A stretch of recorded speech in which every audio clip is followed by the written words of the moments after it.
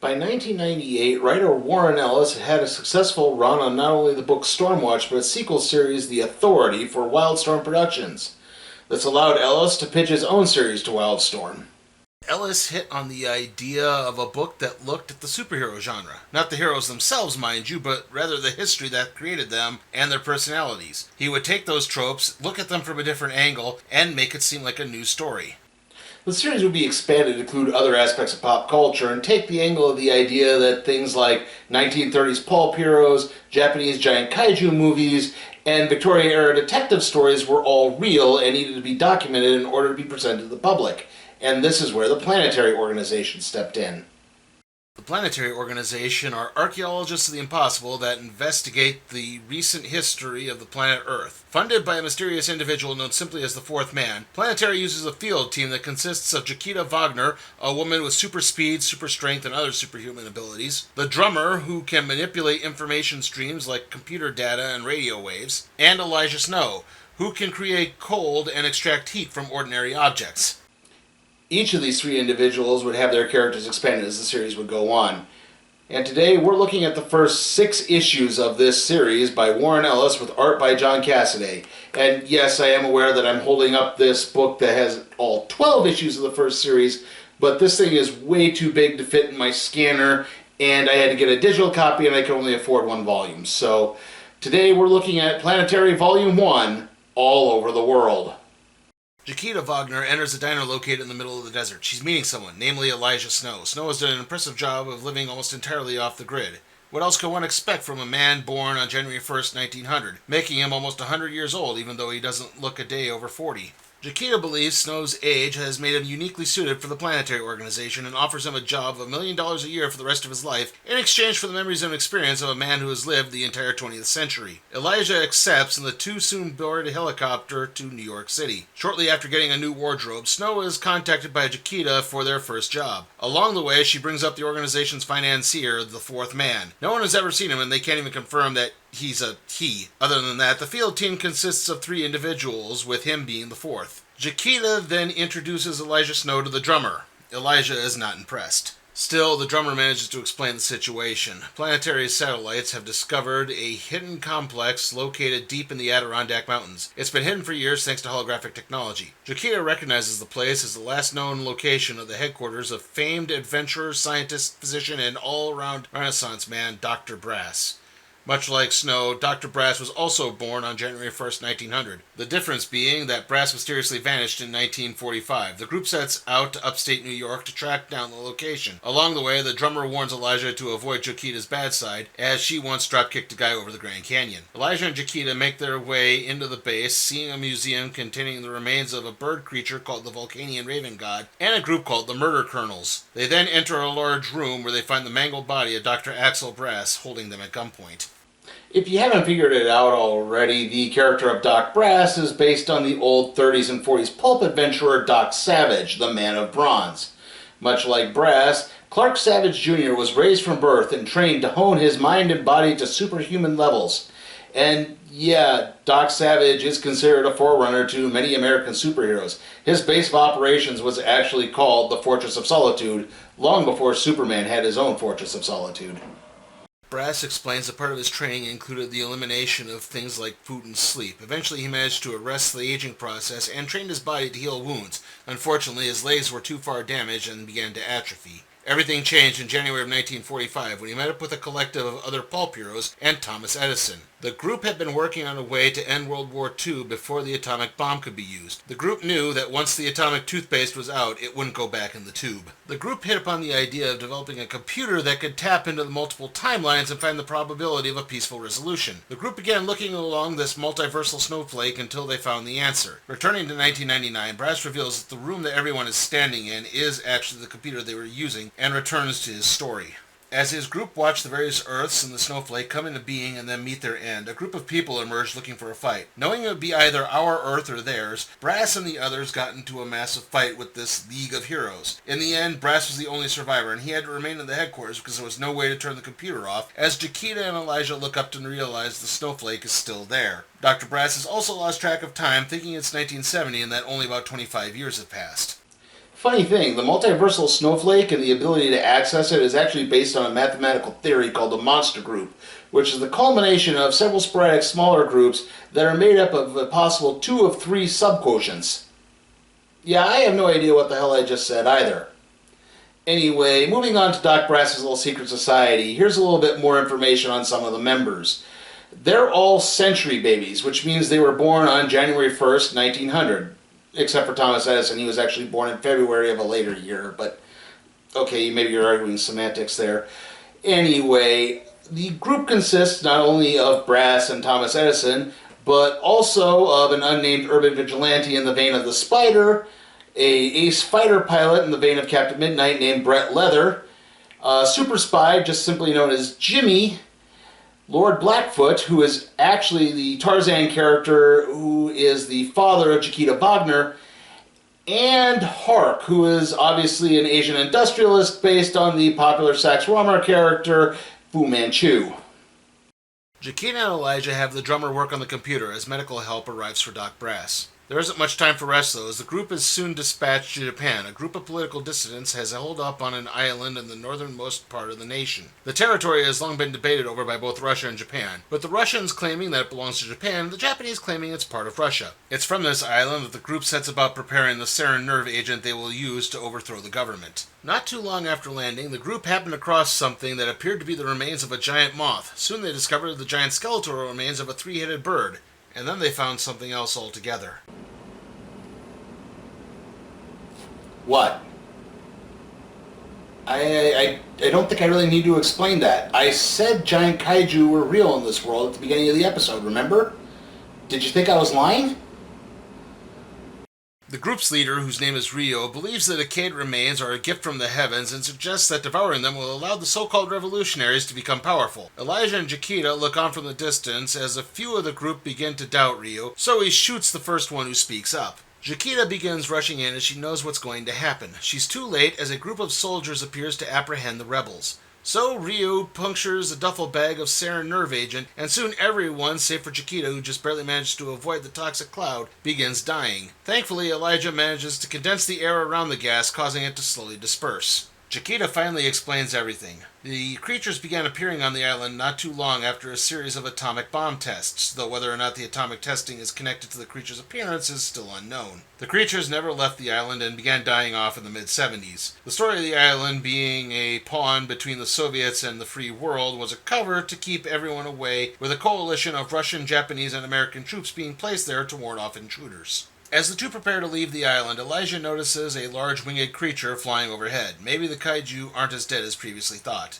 Meanwhile, in Hong Kong, a member of a triad kills a prostitute and goes trucking off for a drug deal. His actions have attracted the attention of a special type of detective. The detective appears in the middle of the street, with the mobsters electing to just keep driving and run him over. However, the cop just phases through the car and shoots the bad guys in the face. The car crashes into a light pole and explodes, and the detective just fades away. Naturally, this has attracted the attention of Planetary, with Elijah, Chiquita, and the drummer being dispatched. The group's Hong Kong liaison explains that there is a legend that whenever a law enforcement officer is betrayed by his or her fellow police officers, their spirit must remain trapped on Earth until they get revenge on those who betrayed them. They are then replaced by the ghost of the next betrayed cop. I would like to take this moment to apologize in advance for my butchering of the Cantonese language.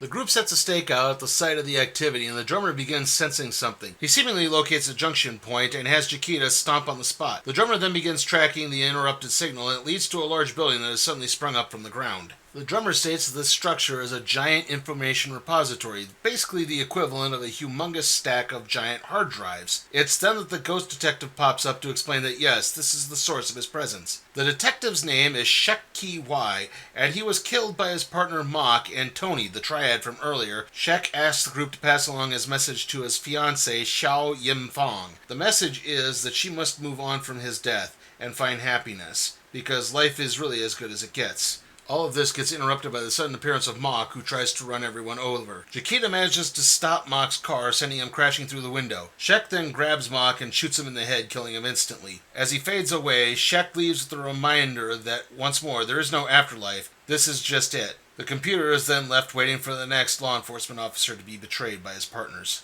From there, the group moves to Seattle, where a building belonging to Hark Industries has mysteriously collapsed. This has upset many of the other businesses in the area, as well as the Hark higher-ups. So an investigator named Jim Wilder has been hired to figure out what happened, or who exactly was behind it.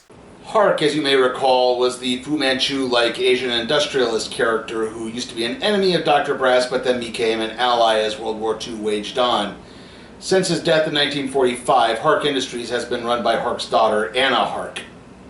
Wilder's investigation turns up an industrial terrorist group called the Snowflake has claimed responsibility for the demolition. As he relays the story to Miss Hark, Wilder spots a man being mugged in an alleyway. Wilder breaks up the crime and gives pursuit to the mugger, heading straight into the Hark building wreckage. The two blast right by the Planetary team and head towards a bizarre structure jutting out of the ground. Wilder tries to cut the mugger off by jumping on the structure, and in a flash of light, Wilder has vanished. Intrigued as to what the hell just happened, the drummer begins jumping up and down on the structure, hoping to trigger it again. When it finally does manage to go off, Wilder returns with a massive scar on his chest. Wilder comes to 5 days later at a special medical facility. Wilder remembers everything that happened and explains that the structure is actually a ship from a parallel universe. The ship crashed on our Earth 65 million years ago, and all on board were killed. It's okay, though. The only occupant on the ship was some guy from Alzarius named Adric.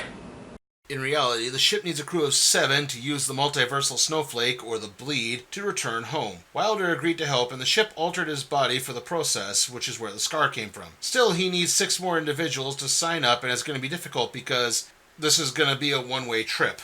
Wilder then uses his new abilities to give the Planetary team a virtual tour of the ship, which intrigues Chiquita to the point that Elijah begins wondering if her interest is more than purely professional. Afterwards, Elijah does join the team in offering to help in finding the remaining 6 needed to pilot the ship. Elijah then goes to visit Doc Brass, who's being treated at the same facility. The two bond over their shared birthday, while Elijah fills Brass in on the exploits of a mutual contemporary, Jenny Sparks. Jenny Sparks is another Century baby who has the ability to completely control electricity to the point that she can actually travel through power lines to various points on Earth. She's had both a huge positive impact and a huge negative impact on many throughout the 20th century, to the point that she was actually dubbed the spirit of the 20th century. And she's also known for her major roles on 2 teams, Stormwatch and The Authority. You know, those 2 books that Warren Ellis used to write. Elijah has a few questions about Brass's former enemy turned co-worker Hark, which causes Brass to further reminisce. Though he denies it, he's struggling to adjust to life in 1999. Elijah changes the subject to the Planetary organization as a whole. He doesn't fully trust them as they've been gathering information but not exactly sharing it. They seem to be fixated on Century babies. Brass begins eerily echoing the sentiment of Shek, the detective ghost from earlier. Enjoy life now because it's probably all we've got. Also, what are the chances of 2 men almost 100 years of age, with neither of them looking a day over 40, meeting after one had been trapped in a mountain for 54 years? Elijah laughs and the two enjoy a smoke as the sun sets. Soon it's mission time again as the drummer fills in the others about the remnants of the German rocket program turning up in the early days of the American and Soviet space programs. Unbeknownst to many, there was a collective of scientists and engineers that were well ahead of NASA and prepared to land on the moon in 1961. Known as Artemis, this group was setting up a chance to build a moon-based facility and then move on to Mars. There's just one little problem. When Artemis launched their moon mission, they had 4 explorers on their ship. Those 4 explorers never made it to the moon. There's some security footage of the crew flying directly into a familiar-looking snowflake-like formation, then screaming in agony before vanishing. The team of 4 consisted of Chief Engineer Randall Dowling, his girlfriend Kim Suskind, William Leather, who's the son of Brett Leather, the Captain Midnight-esque fighter pilot ace from Doc Brass's Secret Society, and the pilot Jacob Green. Now, obviously, this group getting powers in space and seemingly become super beings is obviously an homage to the classic super team, the Doom Patrol. However, in contradiction with the reports, the 4 really weren't missing. In fact, they've actually been secretly running Artemis from a skyscraper in Manhattan since 1964. There, the group has been serving some type of agenda that is not for the world's benefit. Recent files have revealed that Artemis was actually behind the military presence on the Japanese/Russian monster island from before. Elijah is appalled and admits he really wants to take this group down, as he and Jaquita are dispatched to 4 Voyagers Plaza, and the drummer does his best to muck up security systems so the two can enter. The two begin making their way to the penthouse, spotting the taxidermized corpses of a group of beings called the Subterrans as they enter. They find a lab containing a very scruffy-looking man. Jaquita tries to take the man down, but gets tossed out of the window for her troubles. The man reveals himself to be William Leather, and he knows all about Elijah Snow. The two begin fighting, with Elijah chastising Leather for keeping anything that could possibly benefit mankind a secret. Leather states that all of mankind is worthy, and before leaving, Leather points out that the four know everything about Elijah Snow, even the things that Planetary doesn't, and Elijah doesn't want Planetary to know. And that concludes Planetary Volume 1, All Over the World. Well, for the most part. There's actually this backup story from an issue of Gen 13, but it's really just like an introduction to the characters, and for some reason they put it at the end of this story, and I'll get to the problems with that later. But as for the story itself, well, it's really intriguing. I think the characters are really fascinating, really deep, really rich. Even though we're just meeting them, there's already so much more I kind of want to know about them. And of course, John Cassidy's artwork is top-notch and to die for. If I do have any complaints, it's one, the story and the narrative in the last 2 issues just bounces around too much. I mean, the one with Doc Brass and Elijah Snow, it keeps intercutting this kind of like little pulp adventure, so it's in a novel book form type deal instead of, you know, a normal comic layout. That's fine. It's not too bad, but it does kind of interrupt the flow a little bit. Also, in the last issue where we're talking about the 4, it's like we're interspersing Jaquita and Elijah going into the building where the 4 are located, with the drummer explaining who the 4 are, and it just kind of comes across being a little jumbled and hard to understand at some points. But it's kind of a nitpick there. And again, the preview issue is at the end of this collection for some reason. It doesn't make any sense because it doesn't really add anything. It's basically the 3 Planetary field team members investigating a guy whose origin is kind of similar to the Incredible Hulk, and all it really does is serve as an introduction to the characters, and, well, we've already been introduced to the characters. We've been reading them up until this point, so why is this preview in the back of the book? It should be at the front. That last bit's kind of a nitpick, I know, so really, I'm going to give Planetary Volume 1, All Over the World, an A. And with that, let's see what we'll be doing next time on the Random Trade Review.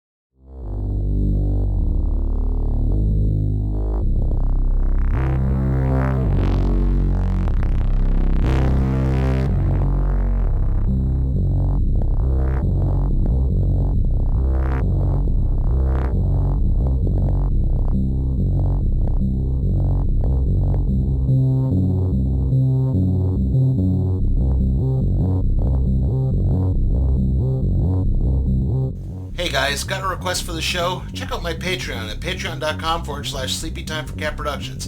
And if you like the video, give it a like, share it, subscribe, and ring that notification bell. Oh, and in case you're wondering how cumbersome this thing can be sometimes, here's how much it weighs.